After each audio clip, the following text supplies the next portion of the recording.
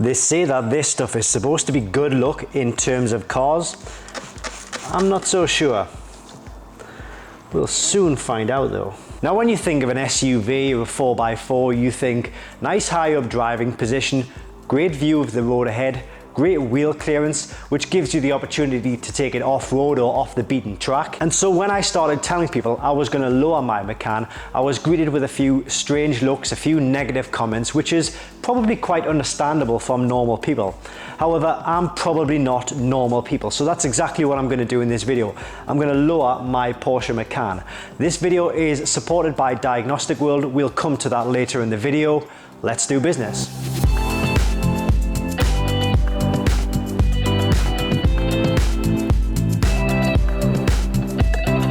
Now normally when you lower a car, it's probably for performance as well as looks. In this case, I'm not going to be doing any sort of spirited driving or any track day driving in this car. So it's certainly not going to be for performance. It is purely aesthetic. It's purely for the look of the car once the new springs are fitted. It's going to altogether bring the car down about an inch and a bit. I'll go into that in a second.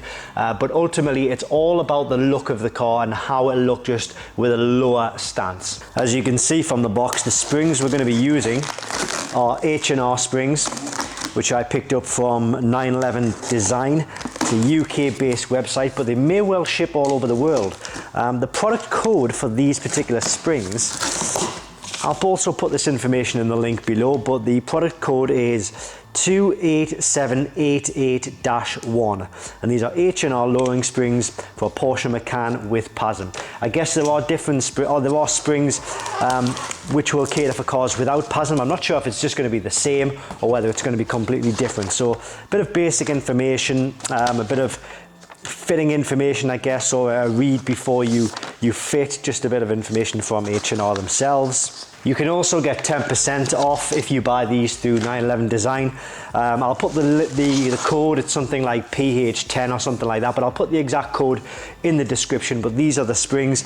We've got 4 of these, 2 for the front, 2 for the rear. The price of these is about £325. That's without any discounts on. So just to give you an idea of how much the springs themselves will cost. I'm not going to be fitting the springs myself. I'm going to be giving those to a specialist who will fit it on my behalf. I just don't have the time. I could probably do it myself. I could learn how to do it, but as I say, time is not my friend here, and I'd like to get these fitted. So really the purpose of the video is just to show you what the car will look like once it's had the H&R springs fitted. So you might be wondering how much the springs are going to lower the vehicle by. They say it will lower the vehicle by 40 millimeters, or that's just over 1.5 inches.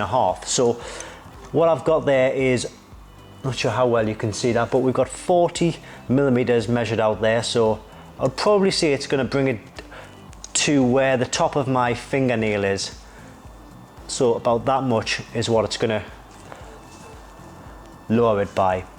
And I think that'll give it a really sporty look. So we'll get these down to my local Porsche specialist called D&G Porsche, who are going to fit these on my behalf. Now before we see the car with the new springs on, let's take a quick look at the car to see what it looked like with the original suspension.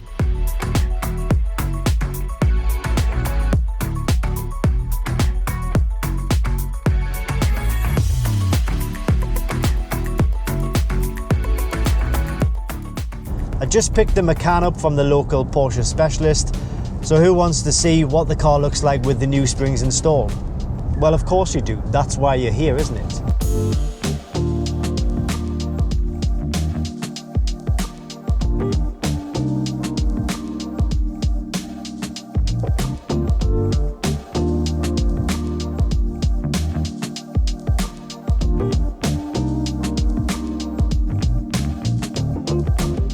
Now the labour costs to fit these springs was £624. The springs themselves were £325, meaning the total cost for this whole job was around about £950. And whether you think that's value for money or not is entirely up to yourself. Me personally though, I think it looks great and I think it is good value for money. The car now has a much sportier look, in my opinion, in any case. When it comes to the ride and comfort of the vehicle, it's still quite smooth. It is a little bit more firmer, but it's not horrible, it's not uncomfortable or anything like that. You don't notice it being a ridiculously harsh ride like a low riding, say, 911 in sports suspension mode. So it's still quite floaty, it's still very comfortable, and it's still great for the family. So if that's one of the things you are a little bit worried about, then don't be, because it is still comfortable and it's still a very acceptable, comfortable ride with the new springs installed. Just a quick interruption to tell you that this video is supported by Diagnostic World. If you need a scan tool to diagnose a fault, turn off a warning light, reset a service light, or something more complex, then Diagnostic World will have a tool for that. As well as tools for your Porsche, they have tools for other makes and models, and also multi-vehicle tools so you can cover everything in one powerful unit. I'll pop a link in the description, or you can visit www.diagnostic-world.com. I will be doing more modifications on this Macan over the next few weeks and months, so if you want to keep track of that and keep an eye on the progress, then by all means hit that subscribe button, or you can also follow me on Instagram for the progress updates there. It's at tpn.tv. I'll pop a link to that in the description below this video. I'll also pop a link to the springs with the discount code as well. It's like 10% off. Every little helps and all that. But until the next video, guys, thanks for watching, and as I say, I'll see you on the next video for more Porsche business.